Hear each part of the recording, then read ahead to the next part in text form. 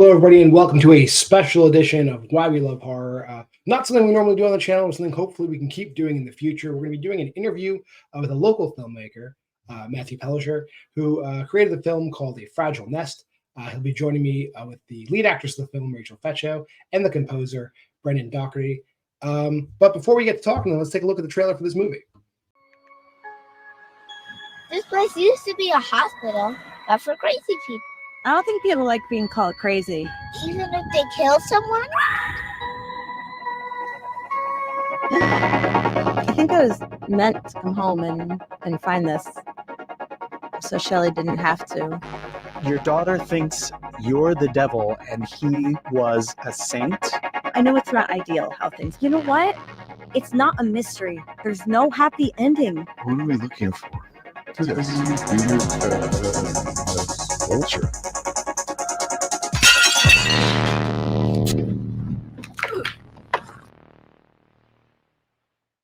Hey, welcome back, everybody. And now we're here with the director, Matthew Pellischer, the lead actress who you saw in the trailer, Rachel Fecho, and the composer, Brendan Dougherty. How you guys doing today?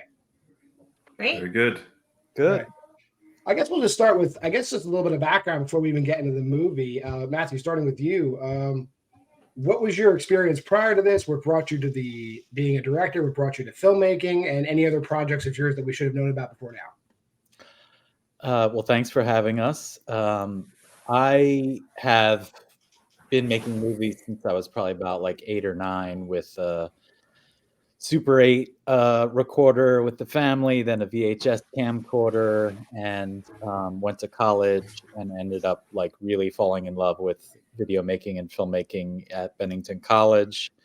I've made several low budget feature films. Probably my most famous one that got around the most was a documentary called Broken on All Sides about the criminal justice system and racism in the criminal justice system. And then I love scary, spooky horror movies. I love dramas. So this one is kind of like a dark drama, psychological thriller. And so it just kind of came together with friends and family, some of which are here on the call. It's good that you mentioned that, because I remember I had been at the premiere and at the Q&A, you mentioned that so many people in the cast didn't have much experience making movies, Rachel included. So I imagine your answer will be shorter. Rachel, what's your experience with movies? Like, was this really your first acting foray? And did you have any experience prior to this? What's your background? No, it really was my first. My mom would say, well, remember that time you sang the Do Re Mi song in 3rd grade for the concert at school? But literally that doesn't count. So yeah, this is it. And Brendan might be frozen, I know, but obviously he did your music for the movie. Brendan, are you with us? Yeah, I'm here. Okay, well, we can hear you at least. So how much composing had you done prior to this? And what's your experience making music and working with movies? Well, I mean, I'm a full-time musician and composer, so I've been doing it for 20 years or so. I mean, this is how I know Matt, is that we played in our first band together way back then. And since then, I moved to Berlin. I've been here for 22 years, and I'm working as a composer and performer here. So, yeah, I've done a bunch of soundtracks and worked with theater and dance, and that's kind of what I do. Yeah. Any projects that we would know about, that like any movies that we've worked on? No, I mean, a lot of the stuff is kind of European productions, and the movies are small, not, kind of big budget movies, but I've done a bunch of theater pieces that have been toured internationally, and yeah, but nothing mainstream, so to speak. Okay, that's fine. Yeah. I think one of the things we spoke about, you mentioned it at the premiere, Matthew, and also in the advertising more say for this movie is obviously I'm a horror channel. It was promoted to me as a horror movie, but when you actually watch the movie and get into it, it's really more of a drama, more of a psychological exploration with some horror elements. So like, tell me about like crafting this style of movie and like what you wanted to do with the movie, and do you feel like you captured everything you wanted making the movie this way? Yeah. The story just kind of came together in my head with what was around me. It's largely based on what was going on in my life, some different relationships. The main character's father has just died, and that's why she comes home. I take care of my 90-year-old dad who's bedridden. So that's kind of like one thing going around in my head. I live about a mile away from the mostly defunct Norristown State Hospital, which is just the creepiest, half abandoned psychiatric hospital. And so, I'm always kind of like writing stories in my head, like as I'm driving. And I guess I thought for a while it'd be so cool to do a horror movie around the hospital. And so I started with the idea of a horror movie. But then based on sort of like what I knew I had around me and the different people that I thought could be in it, I wanted to have it be about family drama and relationships and, people dealing with grief and trauma.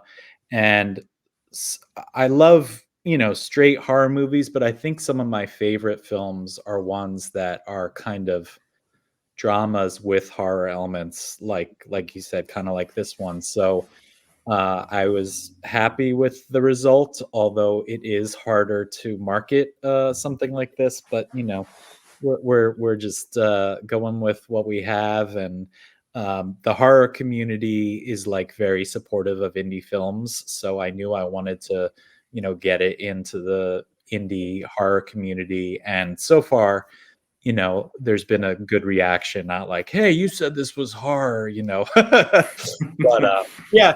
It's just sort of how it developed. And then, when I shared a screener with about 20 people, mostly strangers, to get sort of test feedback, some of them were friends. Some people said, like, put in more horror, put in more jump scares, and it is what it is.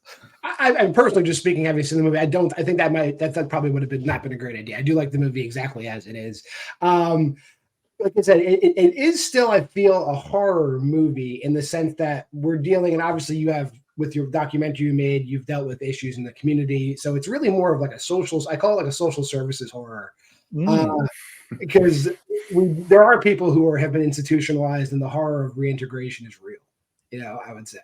Yeah. And with that, I'll just segue talking to Rachel. Was it hard to access this and play a character like that? Or, not that I'm asking you, has this happened to you, but is it harder for you to like play a character like that who has suffered so much? I thought that it would be, but once I sort of got an idea of what the character that Matt had written, I was able to sort of inhabit that more easily than I thought. And it was fun, actually, to play someone with such an opposite personality of my own, and really not any of the experiences that Tess have happened to me, or I've had experience with very close loved ones who have been in inpatient psychiatric facilities, but not for years at a time, and not quite as horrible as Tessa's experience was. So I had a little bit of a window into psychiatric hospitalization, but not anything like that, and not for me personally. So it was fun to be somebody totally different, and I was surprised that it wasn't as hard as I thought it would be. I would say, like, watching the movie throughout the movie, and maybe it's just, I don't know if it's necessarily if it plays to your lack of experience being an institutionalized person, but Tess is an incredibly resilient character, I would say, given how she gets through the movie, and like things happen to her, and obviously the daughter's not horrible to her, but definitely resistant to her, and she kind of just, I don't want to say brushes it off, but there's no like huge emotional, like, mental breakdown scene in the movie. She's an extremely resilient character. Now, do you feel that you're a resilient person, or is that something else you had to find playing the character? No, that might have been the touch point for me, that and I haven't been through nearly what many people have, but getting divorced with 4 young kids and always struggling financially, things like that, I feel like I am pretty resilient, and I could definitely identify with that piece where you just keep going, you just keep trying. And the part where she says, like, I just don't want to be fucked up anymore, like that. Absolutely, I can identify with that. That was very real. And I guess on the other end of the spectrum, Matt, the character you play, who I guess a lot of people just say, oh, this is the comic relief. Her gay best friend, or the man who becomes her gay best friend. Yeah. How hard is it for you to occupy that space? Not hard. It's not really like me unless I'm really drunk. So I had to kind of channel my boisterous wild man personality, but in real life, I'm often a little socially anxious and very calculating about how I act in front of other people and worried about what I say. And but I've done a lot of acting, and I love how you can just step into it and you're not yourself, so you can just totally be whatever it is. So I just kind of a lot of the lines from that were just me like kind of improvising with my phone, doing selfie videos, and then it almost was word for word like what I improvised, I typed out, and then we shot it. Yeah, a lot of times, like when Willie's talking and he's kind of giving like the guy at the town hall meeting, improvisations on how society is. Were those things that you improvised on the spot, or did you plan to say those things, those semi-political things in the movie? Most of those were written based on improvisations I did. So there was a little bit of improvising, but everything was mostly planned. Yeah. All right. We'll get to the other actor in a second. I feel bad having Brendan just sit here listening to us talk. Let's go through the process of like how do you craft a score for a movie like this? Like, did you have idea? Did you see the movie without a score and then just go, here's what I want to do, or did Matthew come to you with ideas? What was the process for that like? No, Matt came pretty early on, and he said, I had this idea, and would you be interested? I said, of course. And so he just started sending me little skits, like little sketches, and sometimes just kind of like directions of music that would be helpful for him to have in the movie. And so it was really, I don't know, on and off for maybe 6 months or so, maybe a year, where as it developed, he would say, hey, I have another scene. Could you make something for this? And it was really quite, it wasn't like a typical situation where I would be asked to write a score and I would sit down with like at the piano and write a bunch of music and send it over. It was more like, hey, I have a new, maybe it could go like this. I have a different way of doing the scene, or could you like make this, turn this scene into, with some music, turn it into a different kind of vibe. And so it was quite dynamic in that way, sending things back and forth a lot, little sketches. It was a very fun process. And I know, Matthew, you said in the Q&A after the movie, like you borrowed a lot of footage for this movie, essentially. And so I imagine that footage was shared with Brendan. Like, here's some found footage we got of the inside of Norristown. Can you score this? Is that kind of what happened? Yeah, I don't think we did it specifically with that footage, but basically it was kind of like building a train as it's moving. So like we were rewriting as we were filming it. Like I said, my character was not supposed to be a man, it was supposed to be a woman, but we couldn't find anyone, so I stepped in because I could. And the same was true of the music. It was just like, okay, well, we shot a couple things. I'm going to send a quick edit I did to Brendan and give him a sense of what it's going to be. And then I even, at the time, my dad was at a rehab nursing home recovering from a hospitalization, and I would go to visit him, and then there was a community room with a little nice Rhodes piano in it, and I would like take a break from visiting my dad, and I would go in and I would kind of play around and record on my phone some theme ideas, and one of those themes made it into the movie, and I sent it to Brendan. He re-recorded it. But I wanted the original, actually. I thought it was perfect. It had a really great creepy vibe. It was beautiful. Yeah, but there was people talking in the background. Right. Yeah. It didn't quite work. But yeah, so it was, and just Brendan and I, like he said, we were in a band together in high school. We've worked together so much. We watched horror movies in my basement in 10th grade, so he knows what I like and what I'm going for, and there did not have to be very much communication back and forth. Well, apparently you've all watched horror movies when you were younger, so I guess the generalized question a person like me asks, creators are like, were there influences that you take from watching movies, all of you, either in how you directed or how you wrote it, Rachel, how you acted, Brendan, the scores you've listened to? Where do you influence? We'll just go around the circle. What influenced this movie, in your opinion? You go first, Matt. Okay. Well, I think a big influence in terms of like dealing with the human condition is Ingmar Bergman, a Swedish director that I just have always loved, and definitely has some spooky elements, kind of dips a little into horror, but mostly it's just about like human relationships. And I think even some of the way it was filmed, a lot of handheld close-ups, I think was influenced by Bergman.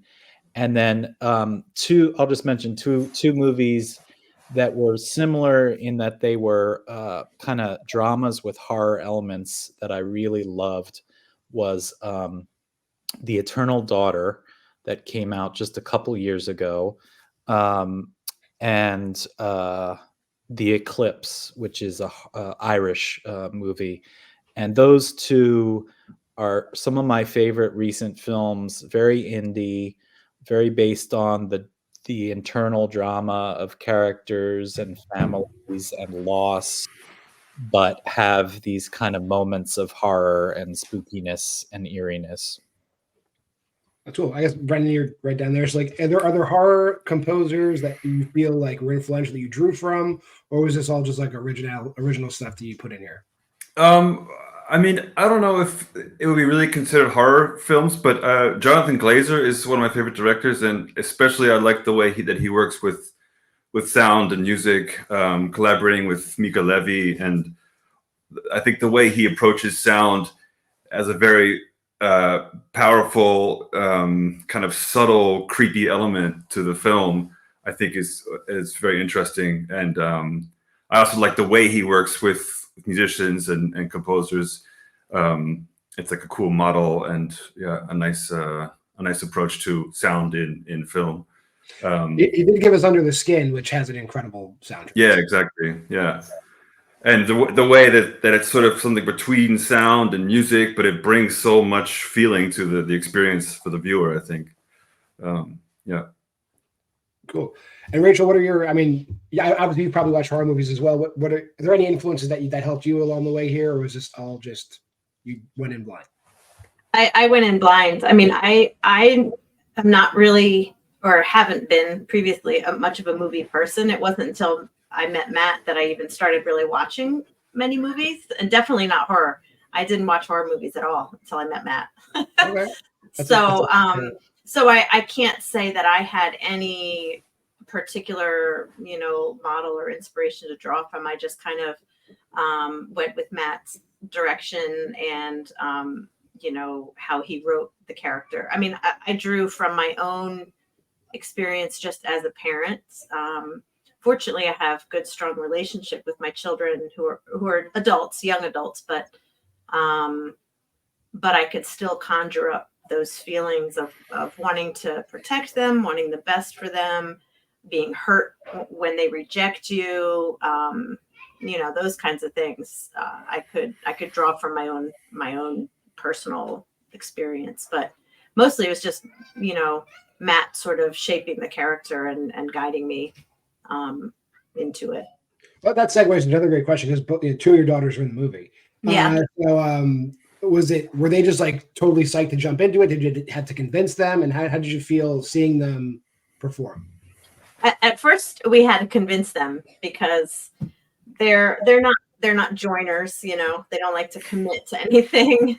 But once we convinced them to give it a try, they really they got more excited about it and sort of just jumped into the roles and went with it and ended up really enjoying it, even though they initially maybe thought they were just doing us a favor, but they really got into it once they really, from the first time we did any filming with them, they were all in.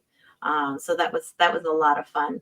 And seeing them, seeing them inhabit a different character. Although some of their real self was in there when they get an attitude. Some of that came out, but it was really, really fun to see. Yeah, a lot of the exchanges between Tess and her daughter are rude is too curt of a word, but she definitely doesn't mince words with how she feels about the relationship. Yeah. I think during the Q&A, your daughter had said that she doesn't talk to you like that. No. The other daughter, the one who played young Tess, Maya, she'd be more likely to talk to me like that. She's very straightforward, and when she's angry, she lets you know. But Laura, who played my daughter, she and I don't interact that way at all ever. So it was fun and strange. You could have fooled all of us, I guess. Well, and another big point when we mentioned the Q&A is just like how filming went about. Like you do have multiple shots in the movie of the sign outside of Norristown Hospital where it says "Don't film here."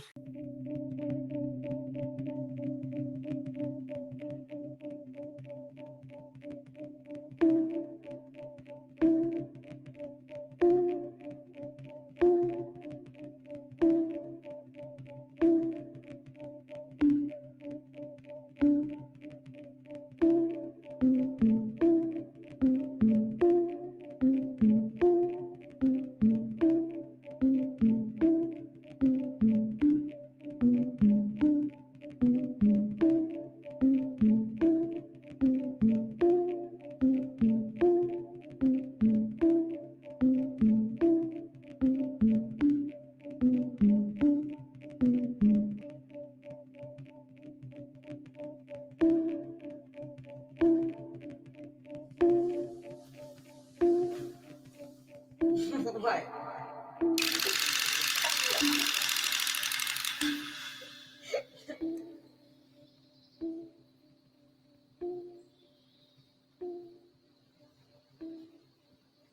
Matthew, you want to talk a little bit about how your guerrilla filmmaking style and not get? I mean, did you have any interactions like where people told you to cut out, or did you get away scot-free?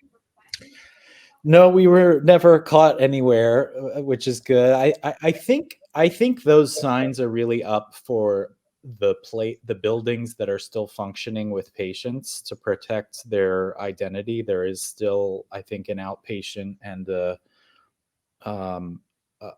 criminal section, but the buildings, most of the places where we were filming were the shut down buildings, and we did take my big camera on once, and then we did a couple times with just the iPhone. So it's like I think we would have been more likely to get stopped by security with the big camera, but we just kind of did it real quick. And then the same around Norristown. We like the house that Tess goes up to, and we pretend it's her childhood home, is just, I don't know, 500 meters from my house on the next street over. And it's just this falling down house that looks great and creepy and tattered American flag and boards holding it up. And we just went over there, and I was like, all right, let's just do this real quick.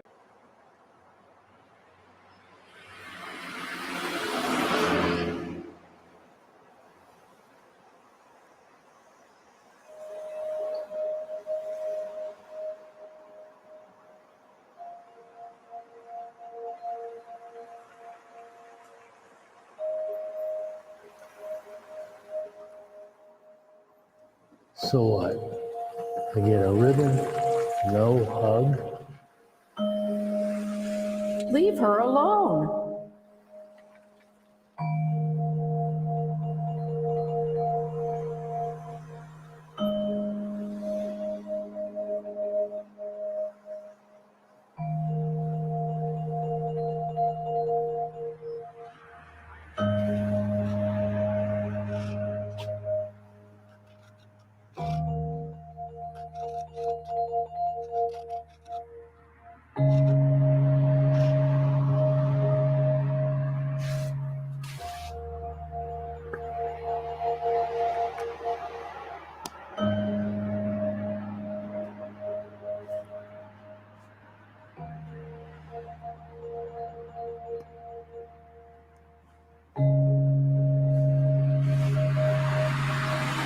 So she just walked kind of up to it and around the back, and so I knew that I wasn't trying to. I had no illusions of like getting distribution with Miramax or Paramount. I know I was just gonna like upload this somewhere and try and show it, to some audiences. So I knew I didn't need to get permission. Right. And then you referenced this, but inside, I was trying to figure out how to do the interiors when they break in and are looking through the abandoned hospital. And I was not going to break in because I'm not that brave. And I started researching. Yeah, she would have. I started researching and found some YouTubers that had gone in and filmed it. And the footage was totally amazing, and so I ended up thinking that it would be great to use it. It would be like the right karma or the right just to have the actual footage from inside there. So they said yes, and we just overdubbed the sound and made it as though my character Willie was holding the phone and walking through the hospital.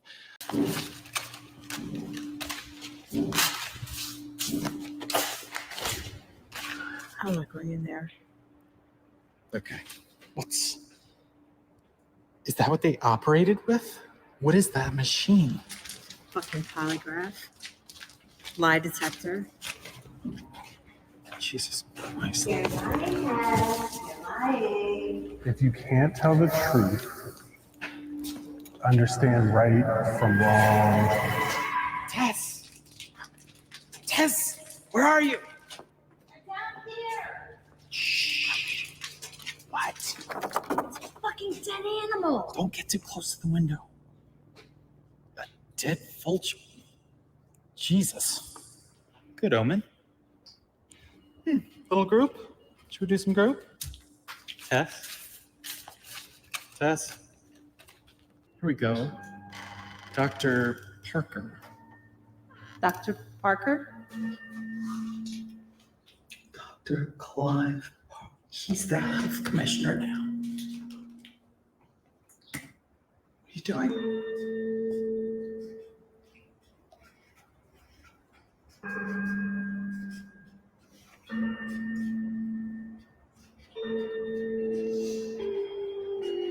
That wasn't us. That was the ghost of Tess's past.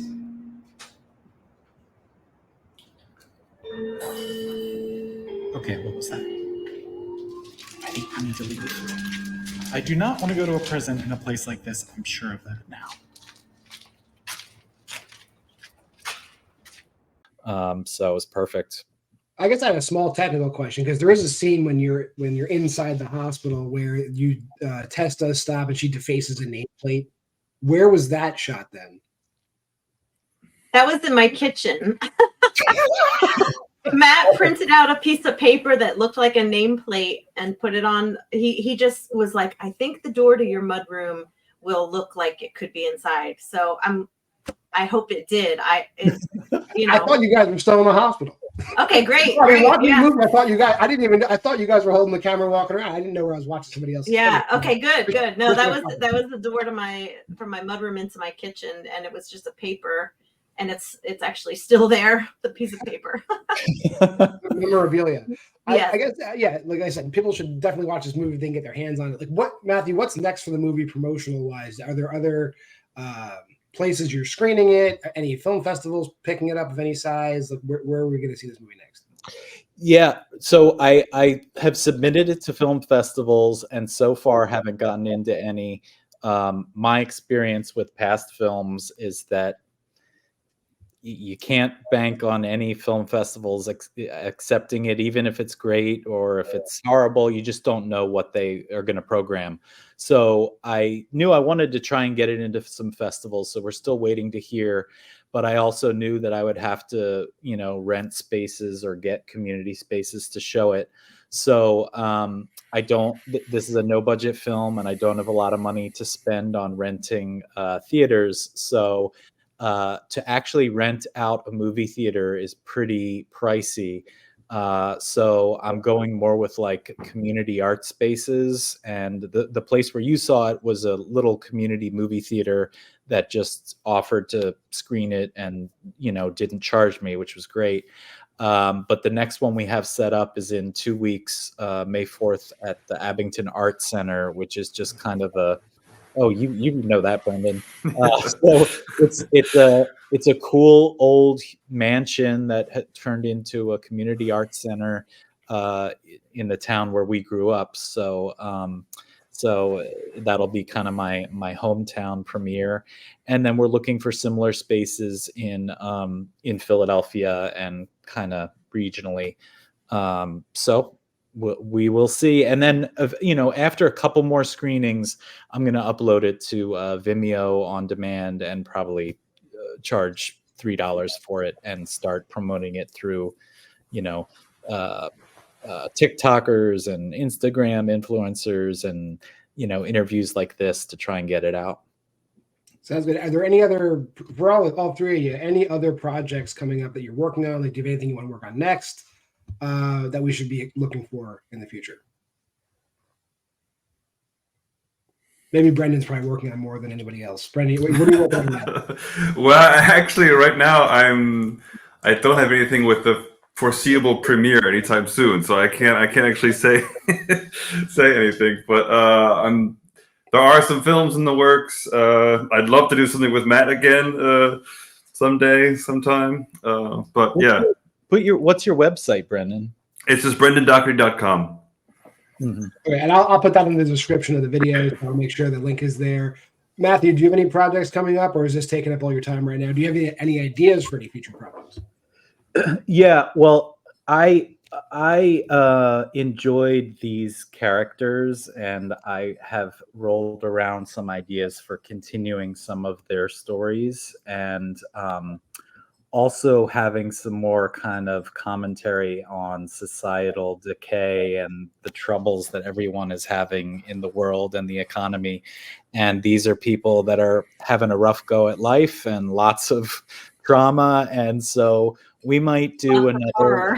Yeah, we might do another where we continue with Tess and her daughter Shelly and some of the community they try to build to just survive as their lives get tougher and tougher.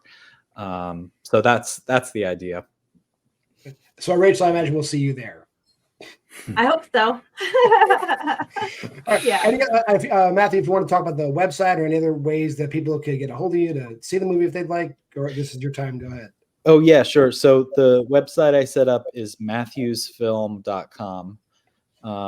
And so you can see a preview there, contact me through there, and I will be putting up information about screenings and also when it goes up on demand through there. And then we have a TikTok and an Instagram account, A Fragile Nest Movie. So please follow us. And, this is a very grassroots guerrilla filmmaking effort, and so every little follow and share and bit helps. And John, thank you for coming to the premiere, doing a little TikTok review, and for inviting us onto your show. Really, it's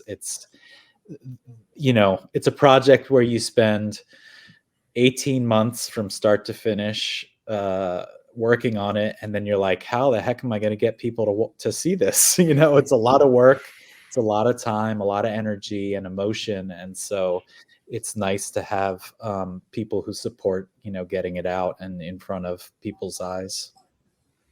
That's great. I appreciate having all you guys on. Matthew, Rachel, Brendan, thank you all for coming on. And we'll cut over to the ending right now.